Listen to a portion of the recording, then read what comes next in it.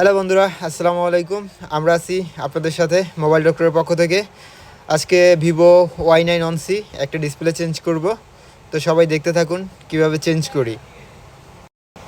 আর আমাদের শপটি হলো পল্টন চায়নাটাউন 6/22, আর তাছাড়া city heart shopping complex 3/C। তাই দেরি না করে এখনই চলে আসুন মোবাইল ডক্টরে। আসলে জিতবেন, ঠকবেন না ইনশাআল্লাহ।